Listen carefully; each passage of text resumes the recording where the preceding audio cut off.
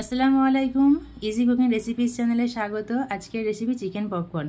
তার জন্য একটা বোলের মধ্যে 2 চামচ পরিমাণ টক দই নিয়েছি, তাতে সামান্য পানি আর সামান্য লবণ দিয়ে খুব ভালোভাবে ফেটিয়ে নিয়েছি। তো আমার একটু কম মনে হয়েছিল বলে আমি আবারও 1 চামচ দই আর অল্প একটু পানি দিয়ে আবারও ফেটিয়ে নিয়েছি। এবার লম্বা লম্বা করে কেটে রাখা বোনলেস চিকেনগুলো দিয়ে দিয়েছি। চিকেনটা লম্বা লম্বা করে কেটে নিতে হবে। এবার দইয়ের সাথে চিকেনটাকে খুব ভালোভাবে মাখিয়ে নেব। মাখানো হয়ে গেলে এটা 10 মিনিট রেস্ট রেখে দেব। ততক্ষণ একটা মশলা তৈরি করে নেব।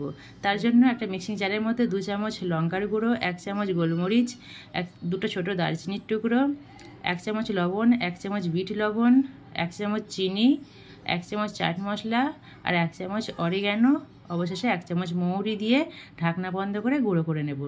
এবার অন্য একটি বোলের মধ্যে 2 চামচ আদা রসুন বাটা, একটু সাদা তেল, একটা ডিম ভেঙে দিয়েছি আর দিয়েছি 2 চামচ কর্নফ্লাওয়ার। এবার গুঁড়ো করে রাখা মশলাটা 1 চামচ পরিমাণ দিয়ে ম্যারিনেট করে রাখা চিকেনটা দিয়ে দেব।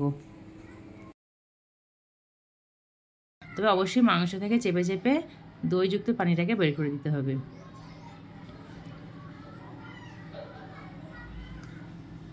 তো দেওয়া হয়ে গেলে এবার এটাকে খুব ভালোভাবে মিশিয়ে নেব।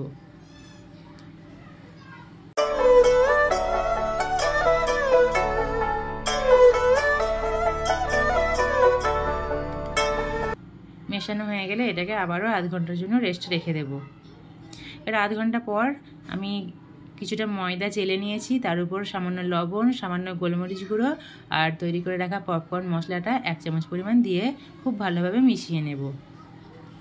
এবার ম্যারিনেট করে রাখা চিকেনগুলো একটা একটা করে ময়দার উপর দিয়ে খুব ভালোভাবে চেপে চেপে কোট করে নেব। খুব ভালোভাবে ময়দা লাগিয়ে নেব চেপে চেপে, একটা ছাঁকনির উপর রেখে দেব। সবগুলোকে এভাবে ময়দার মধ্যে কোট করে নিয়েছিলাম।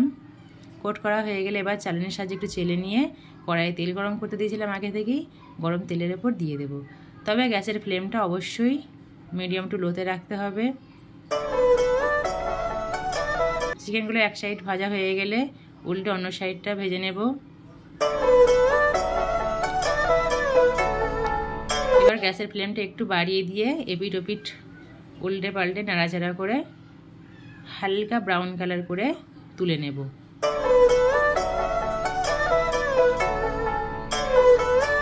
আমি এরকম একই পদ্ধতিতে সমস্ত চিকেনগুলোকেই ভেজে নিয়েছিলাম। তো দেখুন চিকেন পপকর্ন রেডি হয়ে গেছে। এবার উপর থেকে পপকর্ন মশলাটা দিয়ে দেব, একটু মাখিয়ে নেব খুব ভালোভাবে। চিকেন পপকর্ন রেডি হয়ে গেছে, খুব সহজেই বানিয়ে ফেলা যায় আর খেতেও খুব টেস্টি হয়েছিল। আপনারা অবশ্যই এবার বাড়িতে বানিয়ে দেখতে পারেন। রেসিপিটি ভালো লাগলে অবশ্যই একটা লাইক করে কমেন্ট করবেন আর চ্যানেলটিকে ফলো করে দেবেন। আল্লাহ হাফিজ।